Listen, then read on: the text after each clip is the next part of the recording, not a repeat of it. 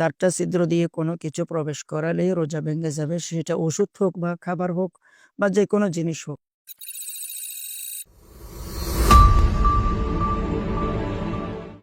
আসসালামু আলাইকুম ওরহমতুল্লাহি ওয়াবারাকাতুহু। ইন্নাল হামদালিল্লাহ ওয়াসসালাতু ওয়াসসালামু আলা মান লা নাবিয়্যা বা'দা, আম্মা বা'দ।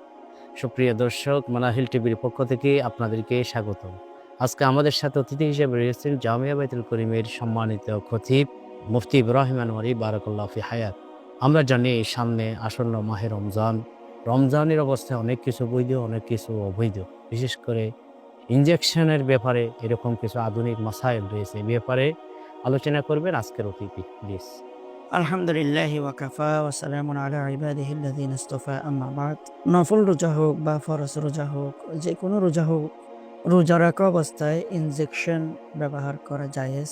ইনসুলিন, যাদের ডায়াবেটিস আছে তারা ইনসুলিন ব্যবহার করতে পারবে এবং টিকা বা ভ্যাকসিন ব্যবহার করতে পারবে, রোজা ভাঙবে না। রোজা রেখে রক্ত দেওয়াও যায়, রক্ত নেওয়াও যায় এবং স্যালাইন ব্যবহার করা যায়। তবে রোজা দুর্বল করে ফেলবে এই নিয়তে যদি কেউ শক্তির স্যালাইন ব্যবহার করে, তার রোজা মাকরুহ হয়। তবে রোজা এই রাখা অবস্থায় স্যালাইন ব্যবহার করা যায়, কারণ এগুলোর সম্পর্ক হচ্ছে রোগের সাথে, এগুলোর সম্পর্ক পেটের সাথে নয়, তাই এগুলো ব্যবহার করা যায়। এই এন্ডোস্কোপি এবং ইনহেলার ব্যবহার করলে রোজা ভেঙে যাবে, কারণ ফতোয়ার কিতাবে আছে 4টা ছিদ্র দিয়ে কোনো কিছু প্রবেশ করালেই রোজা ভেঙে যাবে, সেটা ওষুধ হোক বা খাবার হোক বা যে কোনো জিনিস হোক। যেমন নাকের ছিদ্র দিয়ে, কান দিয়ে, মুখ দিয়ে এবং মলদার দিয়ে। তাই এই 4টা জায়গা দিয়ে কোনো কিছু প্রবেশ করাতে সাবধান, রোজা ভেঙে যাবে। চোখের ড্রপ ব্যবহার করলে রোজা ভাঙে না, শরীয়তে এই বিষয়ে ক্ষমা করে দিয়েছে। অনিচ্ছায় বমি হলে রোজা ভাঙে না। আমরা মনে করি রোজা ভেঙে যায় বমি হলে, না, রোজা ভাঙবে না যদি অনিচ্ছায় বমি হয়। রক্ত বের হয়ে যদি গড়ায় পড়ে ওযু ভাঙবে, তবে রোজা ভাঙবে না। আমরা অনেকে মনে করি রক্ত বের হয়ে গড়ায় পড়লে রোজা ভেঙে যায়, এটি ভুল ধারণা। বুলে আহার করলে, একেবারে পেট ভরেও যদি বুলে আহার করে বা পান করে, রোজা ভাঙে না। এবং ঘুমন্ত অবস্থায় স্বপ্নদোষ হয়ে গেলে রোজা ভাঙে না।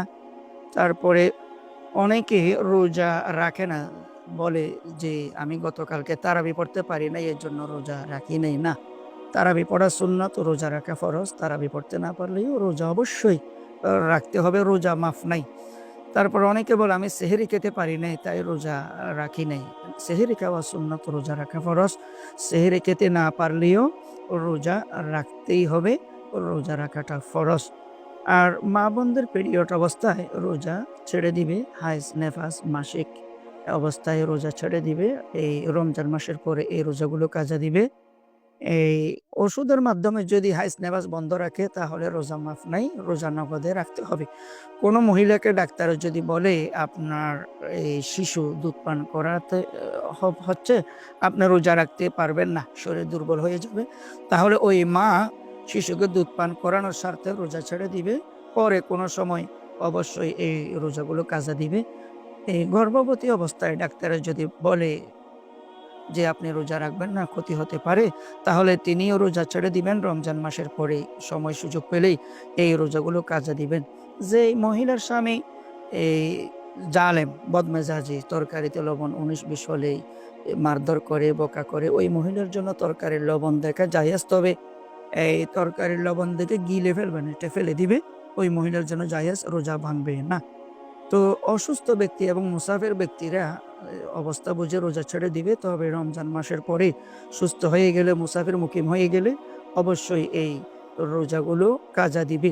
মাকরুহ, যেমন নাকি গালাগালি করা, মিথ্যা কথা বলা, মিথ্যা কসম খাওয়া, বেপরদায় চলা, টেলিভিশন দেখা, নামাজ না পড়া, গোসল ফরজ অবস্থায় থেকে যাওয়া, অস্থির অস্থির ভাব দেখানো এবং অনর্থক অযথা বারবার গোসল করা, অযথা বারবার অজু করা, ভালো লাগার জন্য, একটু ঠান্ডা লাগার জন্য, এই জাতীয় যদি কাজ করে, থুতু একত্রিত করে গিলে ফেললে রোজা মাকরুহ হয়ে যাবে, রোজার সওয়াব কমে যাবে।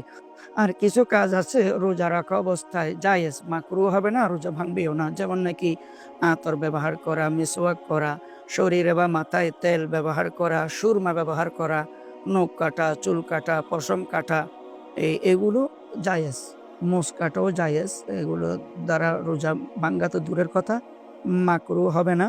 তো আমরা এগুলো করতে পারবো, তবে ব্রাশ করাটা মাকরুহ। কারণ ব্রাশের যে টুথপেস্ট আছে সেখানে একটা এই চকলেট বা একটা স্বাদ আছে, এই জন্য ব্রাশ করাটা মাকরুহ।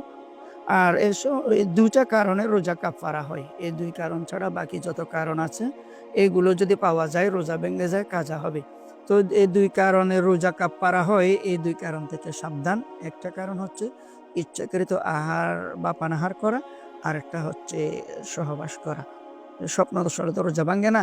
তো এই ২ কারণ থেকে সাবধান, রোজার কাফারা হয়ে যাবে কোনো একটা কারণ পাওয়া গেলে। এখানে আরেকটা মাসালা এড করে শেষ করে দিই। সেটা হচ্ছে স্বামী বা স্ত্রী উভয়ের উপর কিন্তু রোজা কাফারা হয় না। এই রোজা রাখা অবস্থায় সহবাসটা যার কাছ থেকে আগে পাওয়া গেছে তার উপর রোজা কাফারা, আর যার থেকে আগে কাজটা পাওয়া যায়নি তার উপর রোজা কাজা। আর রোজা কাফারা বলতে আমরা তো জানি যে রমজান মাসের পরে লাগাতার ৬০টা রোজা আর একটা এড করে ৬১টা রোজা রাখতে হবে, অথবা ৬০ জন মিসকিনকে ২ বেলা ভাত খাওয়াতে হবে, অথবা ৬০ জন মিসকিনকে এই ৭০ টাকার মতো কাপড় দিয়ে দিতে হবে। তাই এই ২ কারণে রোজা যে কাফারা হয়, আহার, ইচ্ছাকৃত আহার পানাহার এবং সহবাস। এই ২ কারণ ছাড়া বাকি যত কারণ আছে এগুলোর দ্বারা রোজা কাজা হবে। রোজা রাখা অবস্থায় গলগলা করে কুলি করতে সাবধান। কেউ যদি ওজোর সময় গলগলা করে কুলি করে বুলে পানি চলে যায় গলার নিচে, তাহলে কিন্তু রোজা ভেঙে যাবে। আর ধূমপান করলে রোজা তো ভাঙবে এবং রোজা কাফারা আসবে। পেট না ভরলে কিন্তু রোজা কাফারা আসবে। এটা রোজার শানে বেয়াদবি হয়। তো যে জরুরি মাসালাগুলো বললাম, আল্লাহ তাআলা আমাদেরকে বুঝার আমল করার তৌফিক দান করুন। আমিন। ধন্যবাদ সম্মানিত খতিব জামিয়া বাইতুল করিম হালিশহর চট্টগ্রাম। তিনি আমাদের সামনে রোজার বিভিন্ন আধুনিক মাসাইলগুলি বর্ণনা করেছেন। সুপ্রিয় দর্শক, আপনাদেরকে অসংখ্য ধন্যবাদ। আসসালামু আলাইকুম ওয়া রাহমাতুল্লাহি ওয়া বারাকাতুহু।